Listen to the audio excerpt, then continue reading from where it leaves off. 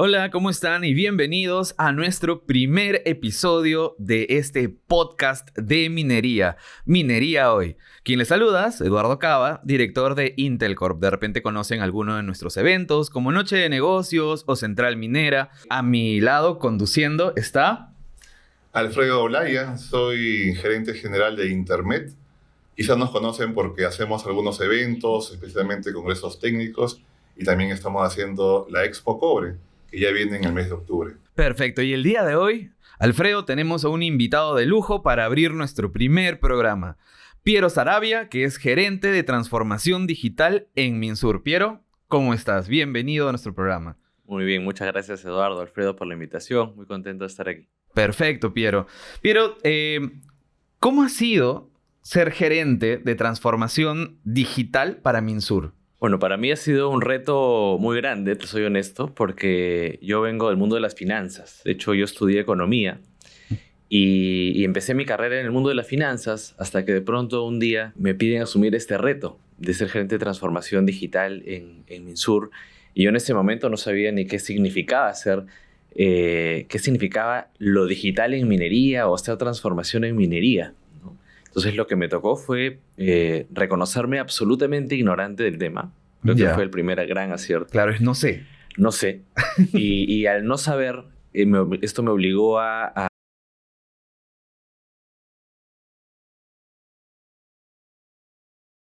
todo el mundo, muchos ejecutivos que ya habían pasado por esto en empresas mineras, incluso de otros países, o en industrias relacionadas, ¿no? Para aprender, oye, ¿qué es lo que hay que hacer para hacer transformación digital en minería? Entonces fue un reto grande, fue un reto importante, un camino con muchos aprendizajes, muchos fracasos interesantes porque generaron aprendizajes muy buenos. Pero creo que es un reto constante, ¿no? Siempre uno se va encontrando con, no sé si obstáculos en el camino o desafíos que a uno lo motivan. A mí me motiva muchísimo cada vez que me encuentro con un reto porque esto me obliga a que voy a aprender cosas nuevas. Entonces, claro. Siempre va a ser un reto constante. ¿Y tú crees que tu profesión dentro de lo que ha sido la economía, ¿no? Tú vienes de un background de haber estudiado economía en la Universidad de Pacífico. ¿Tú crees que dentro de tu visión de repente diferenciada o diferente a lo que sería, yo me imagino, alguien de transformación digital, pues un ingeniero de sistemas o algo por ahí? Entonces, ¿tú crees que ese aporte de tu mismo background anterior ha generado un cambio sustancial en lo que es tu óptica de la transformación digital? Yo creo que o sea, mi background en economía y en finanzas ha servido en el sentido de que, por lo que conversé con mucha gente de otras industrias, sobre todo, típicamente un proceso de transformación digital fracasa cuando los ejecutivos se emocionan por la tecnología en sí, como tal, ¿no? Porque voy a poner tecnología en todos lados y así hago la transformación digital. Cuando finalmente uno se da cuenta que es un reto realmente cultural, ¿no? Entonces no es poner tecnología por poner. Entonces yo creo que mi background financiero sobre todo me permitió buscar alinear esa transformación a las necesidades de negocio, a lo que genera valor, a lo que genera impacto y en esa medida poder contribuir a los resultados de la compañía, ¿no? Claro. A la parte financiera, pero también a todo lo que es estratégico, seguridad, sostenibilidad. Entonces, cuando uno logra alinear la transformación digital a la estrategia de negocio y a las prioridades de negocio, la probabilidad de éxito aumenta significativamente. Pero imagino que al inicio especialmente habrá sido difícil el poder, digamos, dialogar con los gerentes, hacerles ver que hay que hacer cambios, especialmente con los jóvenes, especialmente en la minería, que es una industria que todavía es muy conservadora, muy resistente a los cambios.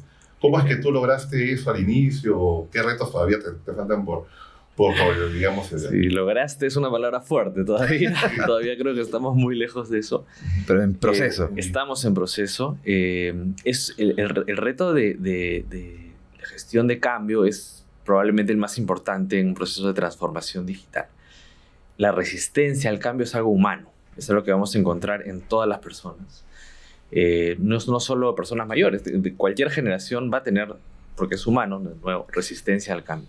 Y creo que ahí la clave es la empatía, ¿no? Uno tiene que poder ponerse en el lugar de la otra persona, entenderlo, entender sus miedos. Muchas veces es miedo lo que evita adoptar un cambio, ¿no? Miedo a ser reemplazado por la tecnología o miedo simplemente a equivocarse por no saber usar la tecnología.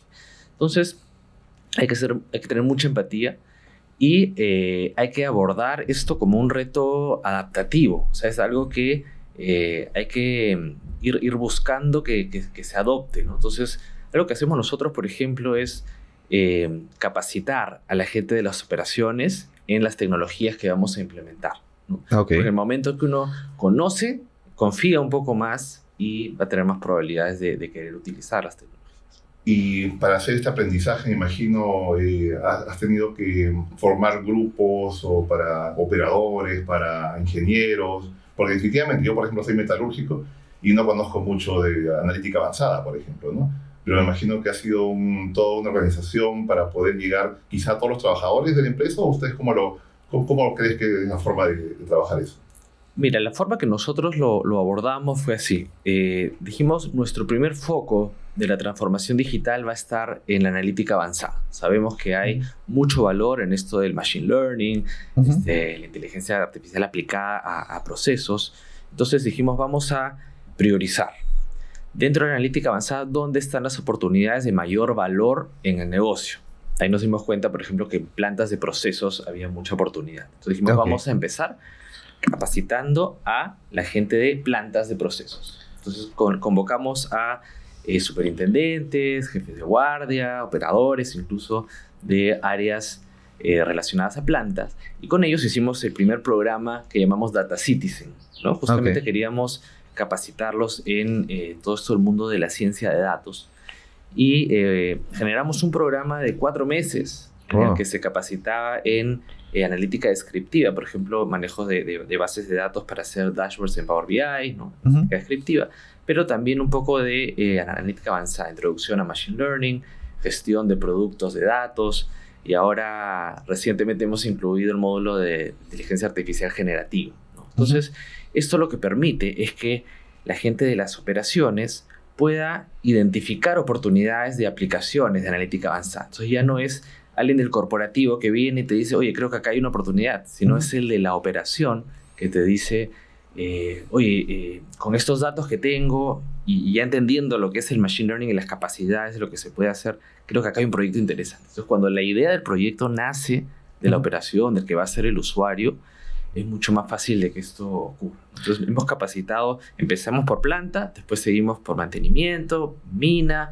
planeamiento, geología, ahora estamos ya capacitando el corporativo, y es algo que hemos venido desplegando en el tiempo. Ya tenemos casi 3 años con este programa, todavía no terminamos de cubrir a toda la compañía, pero hemos ido por... Claro, entonces, bueno, todos los temas, por ejemplo, tanto de Machine Learning como lo de inteligencia artificial, son temas muy recientes y que nazcan de personas, o sea, que tú los capacites y las personas mismas de la organización digan, oye, ¿puedo aplicar esto en esto que me está generando un problema y se puede resolver de esta manera? Entonces, es diferente a que venga una persona y te imponga la solución. Eso me parece genial. ¿Cómo fue tu aproximación en el momento en el que pues se desató toda esta ola de inteligencia artificial y machine learning? ¿Cómo lo tomaste tú? ¿Cómo fue tu aproximación a eso? Mira, el inicio fue terrible. Yo creo que cuando recién empezamos a querer hacer proyectos de inteligencia artificial, tuvimos un primer caso que es muy bonito, lo digo muy bonito porque nos costó mucho y aprendimos mucho. Perdimos dinero. Ya. Ese es el mejor aprendizaje. Claro, doloroso, pero... Fue muy doloroso, pero nos permitió generar grandes aprendizajes. Contratamos a una startup de Australia que nos dijo, nosotros podemos identificar mejor que el sistema actual que tienen en geología, cómo identificar bloques económicos. Es algo muy técnico de la geología, ¿no? Claro. Pero que aparentemente tenía mucho valor.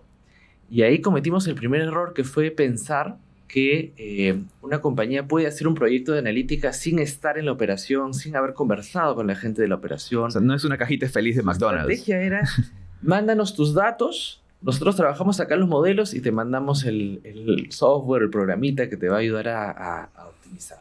Iba a ser un proyecto de 14 semanas, terminó siendo un año de desgaste absoluto de la gente y todo. Pero para mí es uno de mis proyectos favoritos porque nos enseñó muchísimas cosas, ¿no? Esto de tener que estar muy cerca del negocio, de lograr que la necesidad salga de la operación, del negocio. Tema de idioma, ¿no? O sea, el solo hecho de que ellos hablaban inglés y tenían que tener un traductor de idioma en el proyecto no tenía sentido. Entonces, yo creo que el camino, para responder a tu pregunta al inicio, fue muy complejo, muchos aprendizajes, pero esos aprendizajes en todo el camino nos han ido llevando a mejorar la fórmula. Entonces, yo creo que hoy ya podemos decir en Minsur que tenemos la fórmula correcta de hacer proyectos de analítica en minería. ¿Y tú crees que, por ejemplo, me comentaste que era un startup australiano el que se aproximó para poder ofrecer una solución digital, tecnológica?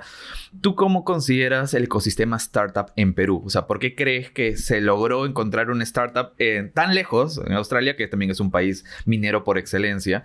Pero, por ejemplo, acá, teniendo igual buenos profesionales, la tecnología que, digamos, la misma computadora que voy a comprar en Australia, la puedo comprar acá, quizás situaciones económicas diferentes, pero el acceso a la tecnología por ahí y al conocimiento es inteligencia artificial. Puedes entrar a un ChatGPT desde acá o de cualquier lado del mundo. ¿Por qué crees que allá se desarrolló más la parte tecnológica? ¿Y cómo ves el ecosistema startup en Perú? Muy buena pregunta. Y mira, y esto es percepción porque no lo he estudiado específicamente, pero sí veo que hoy en Perú el ecosistema de startups ha crecido muchísimo, ¿no? Cada vez más veo con mucha alegría que hay muchos empresarios, sobre todo jóvenes, que se atreven a hacer estas compañías que brindan servicios de data y todo.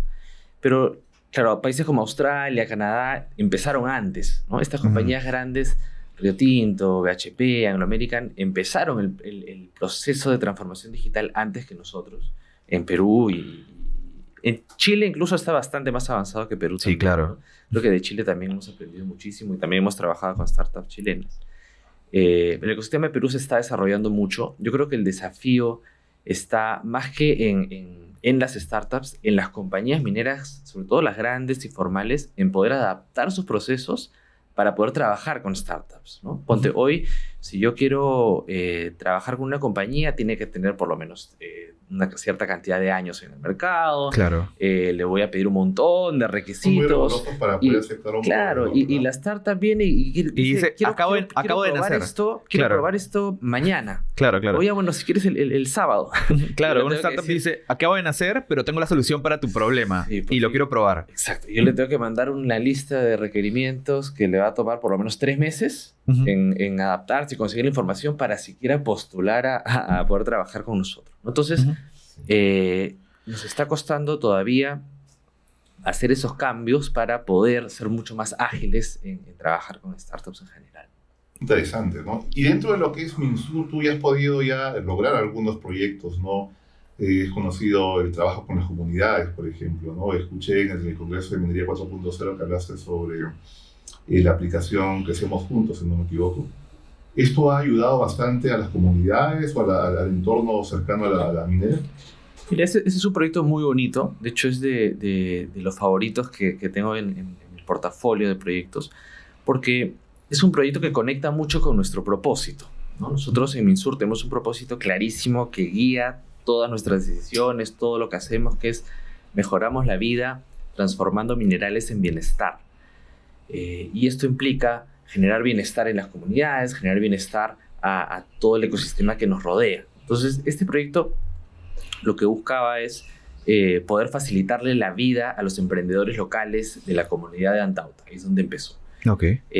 Pero es un proyecto que nos está costando mucho todavía llevar a un siguiente nivel de escalamiento, ¿no? Porque todavía hay mucho resistencia al uso de tecnología, ¿no? Mucho analfabetismo digital en nuestras comunidades, y es algo que tenemos que seguir trabajando, ¿no?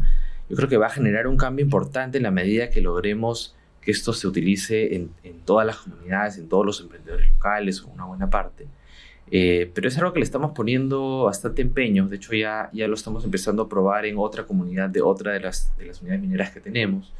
Entonces, y lo ideal sería que todas las compañías mineras pues, puedan adoptarlo en algún momento, ¿no? De hecho, alguna compañía minera también hace poco nos tocó la puerta a ver si podía utilizar esa misma herramienta, contribuir de alguna forma y espero que pronto encontremos una fórmula buena.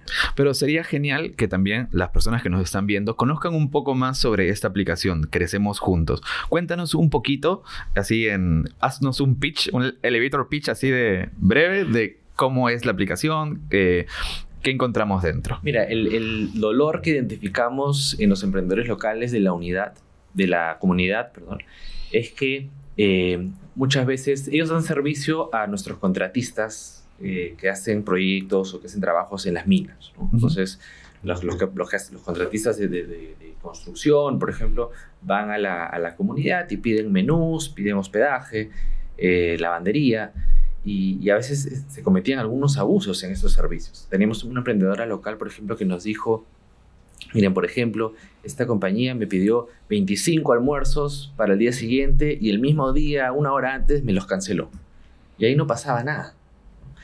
Entonces nosotros decidimos intervenir en este proceso y digitalizar todo este proceso. De manera que cualquier contratista que quiere consumir un servicio de la comunidad va a tener que hacerlo a través de la plataforma y ya nosotros vamos a poder dar seguimiento a que se le pague correctamente, que no se cometa ningún abuso y que las compañías sigan creciendo. Yo creo que la empresa minera tiene un rol fundamental en ayudar a las comunidades a desarrollarse, ¿no? Yo creo que a través de esta herramienta estamos poniendo nuestro granito de arena. Está increíble esto. Y cuéntame, para desarrollar la aplicación, ¿tuvieron un equipo in-house o medio que hicieron outsourcing con alguna otra startup de repente que aportó? O sea, las dos cosas. Yo creo que creer que todo lo podemos hacer in-house nunca está bien, porque no somos expertos en todo y hay muchas capacidades afuera que tenemos que poder usar. Entonces, por lo general, nuestros proyectos siempre son con ayuda de un tercero, experto en algún tema específico, pero sí siempre exigiendo que la gente de nuestra operación o de nuestro equipo participe en el proyecto. Entonces, siempre son espacios de co-creación. Y lo que hicimos aquí fue nos tomamos casi 2 o 3 semanas en una fase inicial de research, ¿no? Y entrevistando a las personas de la comunidad, entendiendo bien sus problemas, sus necesidades. Con ellos empezamos a dibujar cómo se vería el Full UX. Full UX. Yeah. Este fue también uno de los aprendizajes que tuvimos de algún proyecto pasado.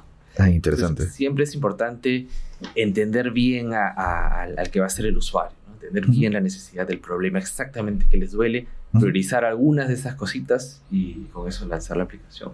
Ok. Bien por eso. Piero, ¿y tú cómo ves que se está desarrollando la minería 4.0 a nivel de plantas o a nivel de minas acá en Perú? ¿Estamos progresando en los últimos tiempos? ¿O cuáles son los desafíos? Yo creo que definitivamente hay un progreso. Quizá podría ser más rápido. Yo creo que la demora o la dificultad es más por un tema cultural, ¿no? O sea, las tecnologías están ahí. Cualquiera puede aplicar analítica avanzada, o sea, armar un modelo de analítica avanzada con la data que ya existe en las plantas, pero que los operadores de plantas se atrevan a cambiar la forma en que toman decisiones de operación basado en datos es un reto grande, ¿no? Entonces el desafío es cultural. Yo creo que estamos avanzando mucho y ya cada vez se ve más compañías mineras acá en Perú que tienen un área de analítica o de transformación digital. Cada vez hay más demanda de estos perfiles. Yo, por ejemplo, hace 4 años que empezamos este camino, quise contratar un científico de datos experto en minería. No existía. Hasta el día de hoy, sí, sigue esperando.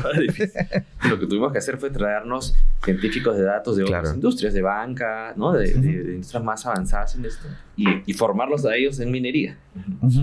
Entonces, yo creo que el reto está por ahí, por tener el talento adecuado y poder generar este cambio cultural que nos permita romper barreras y empezar a adoptar esas tecnologías. Y fuera de analítica avanzada hay otras tecnologías que siguen madurando, automatización, ¿no? Por ejemplo, nuevos sistemas PLC que permiten generar mejor o reducir la variabilidad de los procesos. Todas esas tecnologías ayudan y cada vez madura más. Un algoritmo es una secuencia, digamos, en palabras sencillas, es una secuencia de pasos que nos llevan a un resultado. Yo he visto, por lo que he estudiado el día de hoy, tu trayectoria, que has implementado algoritmos dentro de la mina, dentro del equipo. ¿Cómo ha sido ese procedimiento? ¿Cómo lo han tomado las personas del equipo? Mira, te cuento una experiencia bien interesante. Nosotros sabíamos que la principal oportunidad de generar impacto monetario, o sea, el resultado de aplicar Machine Learning en operaciones mineras iba a estar en una de nuestros sites, que es el más grande. Y el día que fuimos a plantear la idea, la primera reacción del equipo de operaciones fue: acá llegaron los más inteligentes de la corporación a decirnos cómo hacer nuestro trabajo. Wow. Cuéntenos, por favor. y claro, con esa primera interacción, imagínate lo difícil que ha sido, ¿no? Pero el reto era, como te dije al inicio, me encantan los retos. Y había valor ahí que teníamos que poder capturar. Entonces hubo todo un trabajo que probablemente duró casi un año en convencer, ¿no? Hay un proceso que nosotros llamamos understanding and conviction, ¿no? Entender, pero convencerse también, que es un siguiente paso. Primero uno entiende qué cosa significa hacer un algoritmo en una planta y para qué. Hay que entenderlo. Pero el segundo gran paso es convencerse de que eso realmente me va a servir, me va a generar valor. Entonces, el proceso de entendimiento era más sencillo, es clases, ¿no? es explicar, mostrar.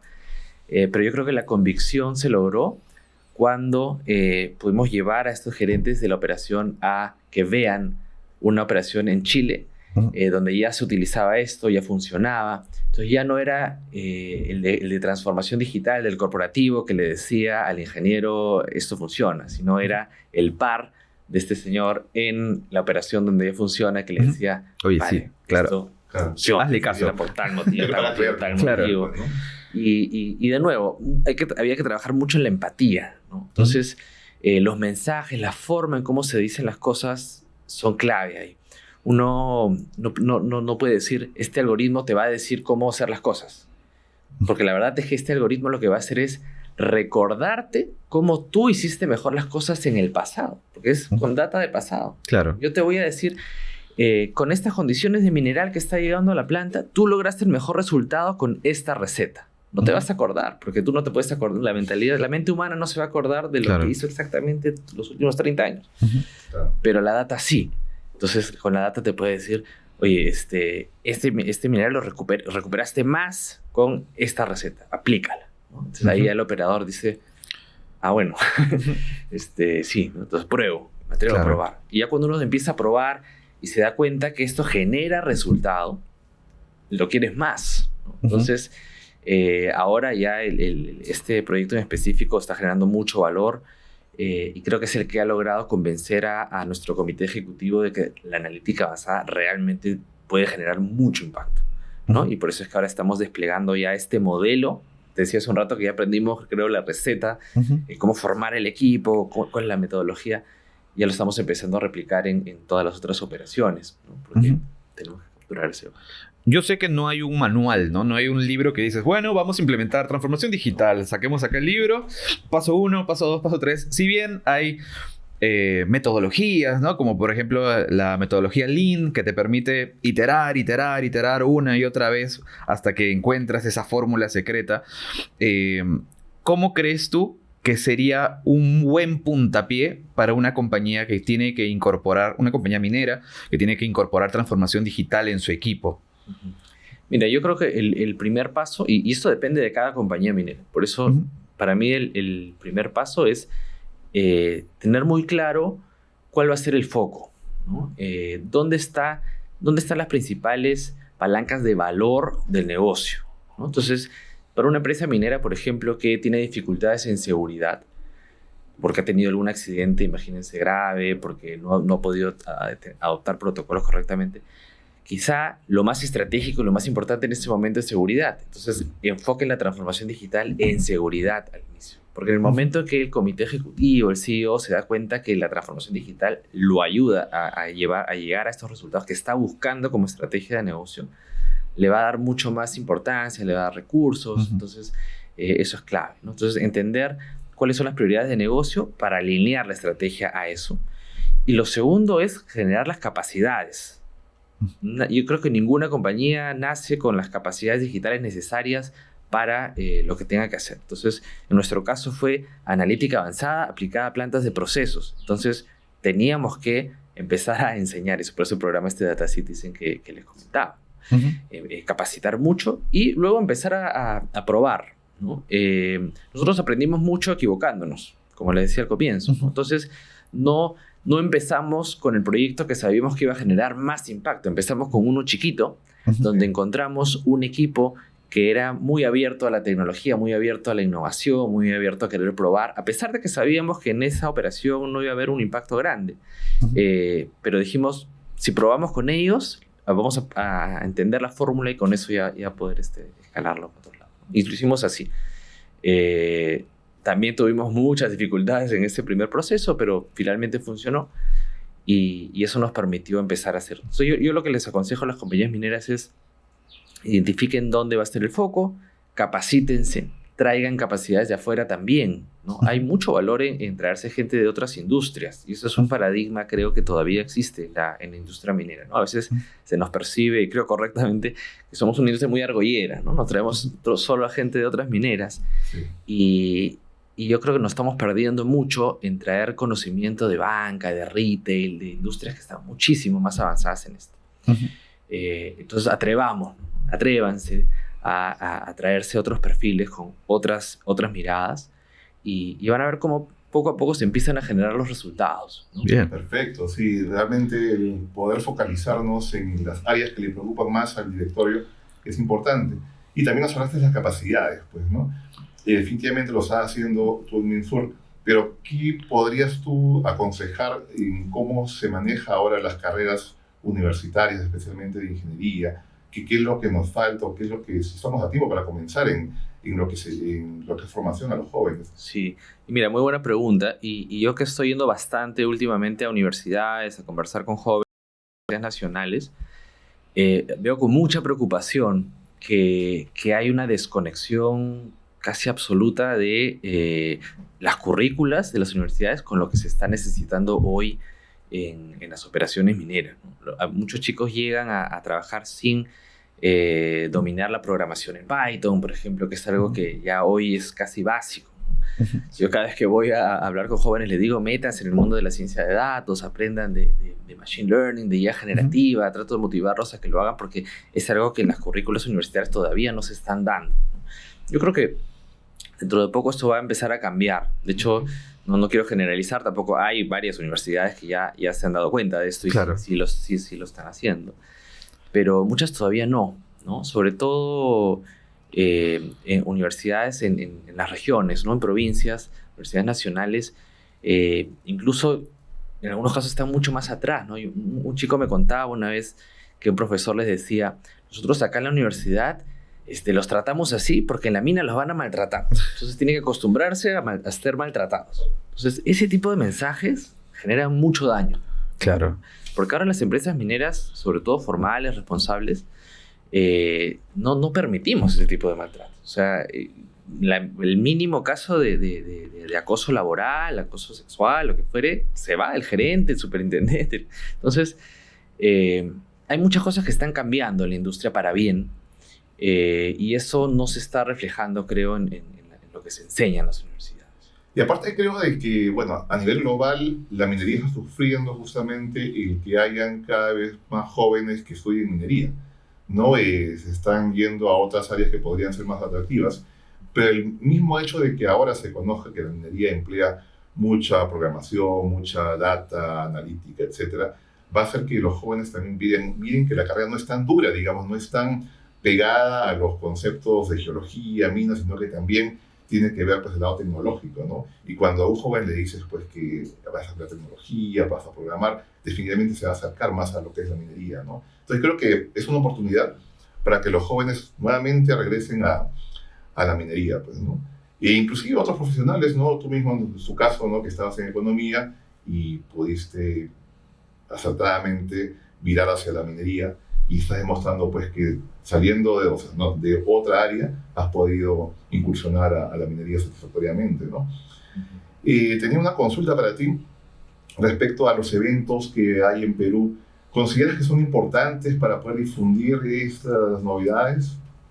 No, definitivamente. Yo creo que cada congreso que he ido, de minería sobre todo, veo que cada vez se empieza a agregar más temas de tecnología, de inteligencia artificial, y es algo que se tiene que hacer, creo, cada vez más, ¿no?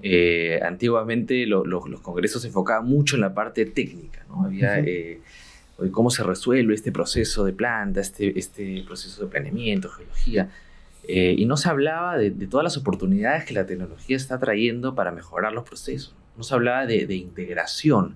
La minería es una industria que históricamente se ha caracterizado por trabajar en silos, ¿no? Uno a veces va a una operación minera y te das con la sorpresa de que la gente de mina no conoce a la gente de planta, los de planta no conocen a los de sí. No se conocen. Entre ellos, como si cada área fuera una compañía distinta. Sí. Cuando hay un valor extraordinario en poder tomar decisiones punta a punta, ¿no? Poder maximizar todo el proceso y no solo en cada área. Entonces, yo creo que este tipo de congresos facilitan estas interacciones, muestran que hay valor en estas integraciones, y traen cada vez más nuevas ideas, ¿no? Claro, inspiran, ¿no? Inspiran. Claro, Inspiran. para que los profesionales puedan volver a sus labores y poder aplicar justamente lo que han visto, las novedades. Sí. Y lo que es importante también acerca de la integración, ¿no? Ver que el negocio es uno solo, ¿no? Y que parte desde la exploración hasta la comercialización, sí, pero que todos aportan, ¿no? Y que todos también son responsables del éxito de la empresa, ¿no? Por eso a veces es importante que asistan de diferentes carreras para que puedan conversar y darse cuenta, pues, Eso que has dicho es clave, diferentes carreras, ¿no? A veces sí, uno piensa que el congreso minero es solo para el minero, ¿no? El que estudió ingeniería de minas, el que estudió geología. Yo trato de decirle a mis amigos de otras carreras, de otras industrias, vayan, o sea, entérense de lo que hace la minería. Yo me enamoré de la minería cuando me di cuenta del impacto que puede tener en el país. No el impacto económico, el impacto en la trascendencia, ¿no? O sea, nosotros podemos mejorar realmente la calidad de vida de mucha gente, impactar a mucha gente a través de la minería, y eso se sabe poco, ¿no? La gente que trabaja en otras industrias no se entera de todas las cosas buenas que hace la minería. Entonces yo invito realmente a todos a que vayan a estos espacios también, pero que de ahí se pueden animar a venir a la industria, ¿no? Y aportar muchísimo con sus ideas. ¿Cómo ves el cambio generacional que se está dando en la minería? ¿Y cómo lo ves dentro del mismo día a día en Minsur? ¿Sientes que ha habido pues ya un cambio de personas que están colgando ahí nuevas personas que están llevando la camiseta ahora? Sí, mira, algo muy interesante que está pasando es que los chicos que entran ahora a trabajar desde practicantes, a practicantes de 22, 23 años, ¿no? Todos han nacido después del año 2000, Claro. que ya vienen con el chip mucho más digital. Claro. Ya no llegan a la compañía solamente a aprender, llegan a enseñarnos. Llegan a enseñarnos cómo trabajar con ChatGPT, llegan a enseñarnos cómo ser más productivos con nuevas herramientas digitales. Entonces, está habiendo un cambio bien interesante. Nos está ayudando, creo, a acelerar el proceso de transformación. Yo creo que si no tuviéramos estos nuevos perfiles, esta nueva gente joven entrando a la compañía, el tiempo que nos demoraría la transformación sería mucho más largo. Yo lo que quisiera es o me encantaría que cada vez más entren jóvenes a todas las empresas mineras, ¿no? Necesitamos de los jóvenes. Hay un cambio bien interesante también en cómo ellos perciben el mundo, el tema de discriminación, por ejemplo, de inclusión.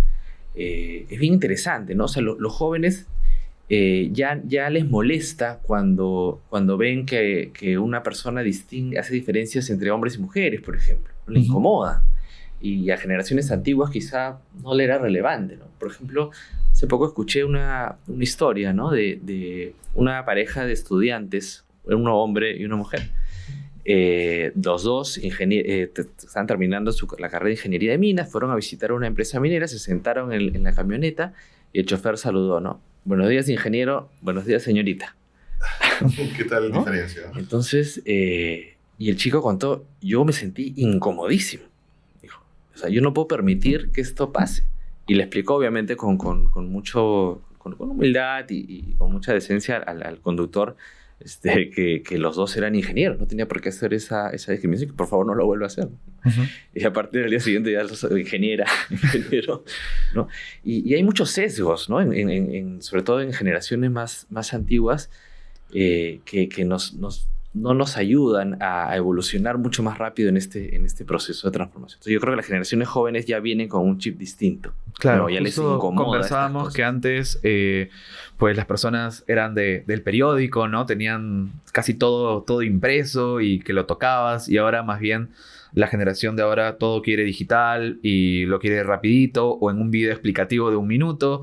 Entonces, pues justamente todo este cambio ha hecho que varias cosas se replanteen. Claro. Sí, imagínate un chico que ahora llega a la oficina, imagínate a alguien que recién salió de la universidad, llega a la empresa y resulta que para hacer un proyecto tiene que llenar un papel, hacerlo firmar por 3 o 4 áreas, pasearse por todos los pisos, buscar las firmas físicas. Eso no solo le incomoda, o sea, puede hacer que lo siente arcaico, ¿no? Claro. Arcaico. Lo aburra. Y lo que hace no es me voy, lo que hace es voy a hacer un app y en 5 minutos ya desarrolló una aplicación. Chicos, rompan esto, usen esto. Que nos permite ser mucho más ágiles, mucho más productivos. Entonces, no, necesitamos más esto. Claro. Uno de tus proyectos clave ha sido Data Citizen. ¿Cómo surgió esa idea? Data Citizen es este programa. De hecho, cuéntanos. El programa que les comentaba de formación de capacidades en ciencia de datos, ¿no?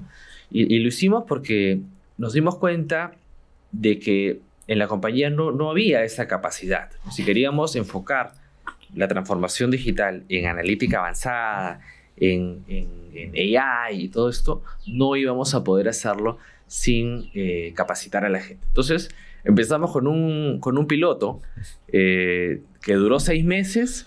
Lo hicimos con algunas personas que teníamos confianza del corporativo. Por ahí cogimos algunas empresas, algunas de las unidades mineras. Y nos dimos cuenta que era un programa ya demasiado complejo. Y bueno, fuimos adaptando. Al final terminamos con una fórmula de 4 meses, ¿no? Que te va pasando por diferentes módulos. Y al final uno sale ya con ese conocimiento básico de qué cosa es ciencia de datos para minería, ¿no?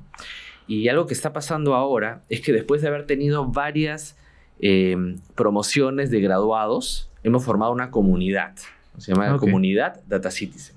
¿Y eso qué te permite? Que el aprendizaje continúe en el tiempo, ¿no? Que estas personas que ya se capacitaron y ya entendieron, ya le vieron valor, sigan capacitándose, sigan intercambiando conocimiento entre todos. Entonces, es una comunidad de aprendizaje bien interesante, que cada vez va evolucionando, ¿no? Hoy, por ejemplo, dentro de poco vamos a hacer nuestro Data Citizen Summit, ¿no? Wow. Donde vamos a traer a los Data Citizen graduados a Lima, y vamos a traer ponentes de afuera que hablen un poco más, que los incentiven y los sigan motivando a seguir desarrollando este tipo de proyectos.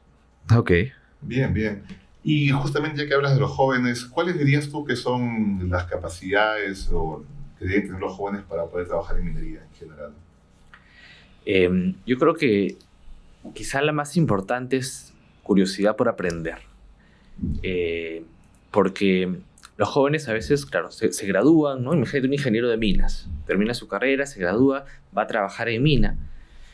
Y el impacto que ese joven podría generar en la compañía, sabiendo un poco más de plantas, sabiendo un poco más de los otros procesos, es enorme, ¿no? Entonces, en el momento que un chico entra, se empieza a preocupar por entender bien todo el negocio, y además aprender de ciencia de datos, aprender de nuevas tecnologías, va a generar mucho impacto, y eso lo va a ayudar en su carrera definitivamente. Entonces, para mí es curiosidad, capacidad de comunicar también. Algo que estamos viendo es que algunos egresados salen sin poder, sin esa capacidad de vender sus ideas, ¿no? Entonces pueden tener una idea extraordinaria de un proyecto que puede generar mucho valor, pero no se atreven a contársela al jefe o al gerente.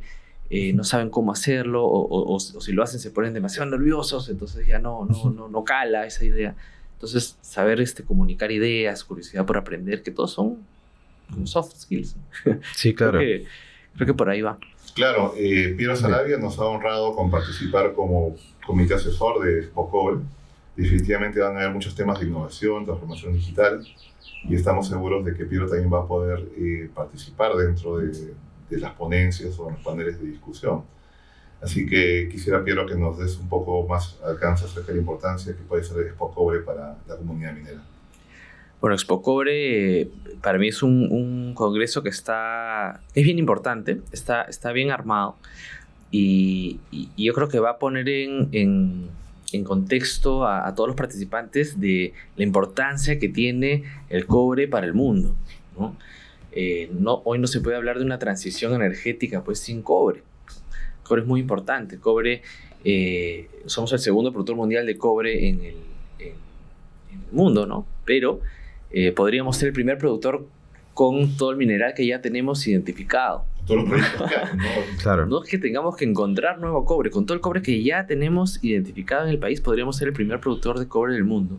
Entonces, el desafío va a estar en poder viabilizar esos proyectos, ¿no? Entonces, en el Congreso se va a hablar mucho de eso, de los proyectos que hay, de cómo hacemos para viabilizarlos, de tecnologías. Juntar también a los protagonistas, ¿no? Que tienen que ver con el cambio, o sea, no solamente gente de operación, sino también autoridades del gobierno, autoridades regionales, expertos, ¿no? Porque realmente se trata de justamente el objetivo en común es poder viabilizar los proyectos. Se sabe que aproximadamente hay 31 proyectos, de los cuales más o menos 10 son los que tienen una fecha programada para iniciar la operación.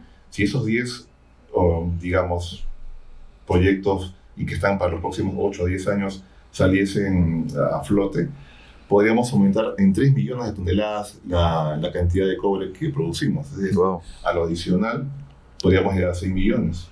Y entonces, como dices, podríamos ser una potencia dentro de lo que es minería de cobre.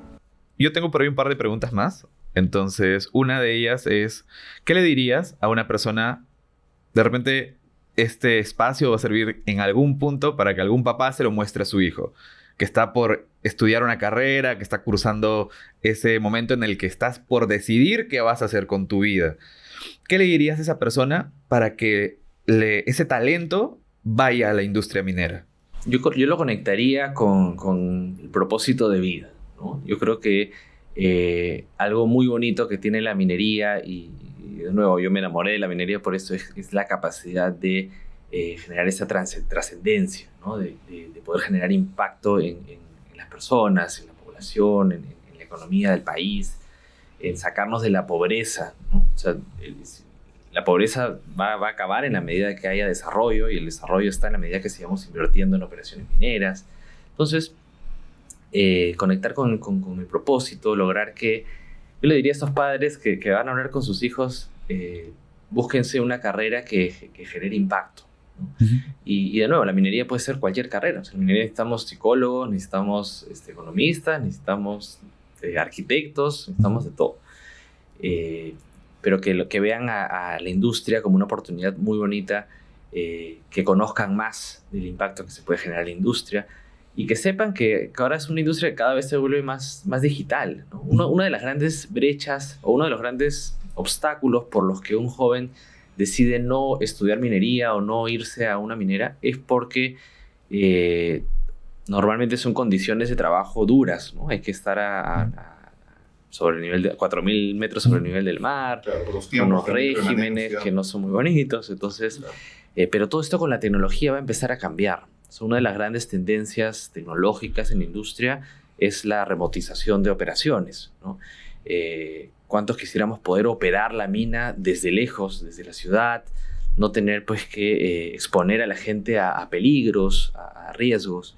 Y la tecnología nos está ayudando en ese camino, ¿no? Entonces, eso ya no va a ser tanto una brecha. De hecho, también nos está ayudando, por ejemplo, a atraer cada vez más mujeres a la industria, ¿no? Uh-huh. Porque ahora, antes algunas mujeres decían, no, pero no puedo hacer ese trabajo porque es de mucho peso, mucha carga.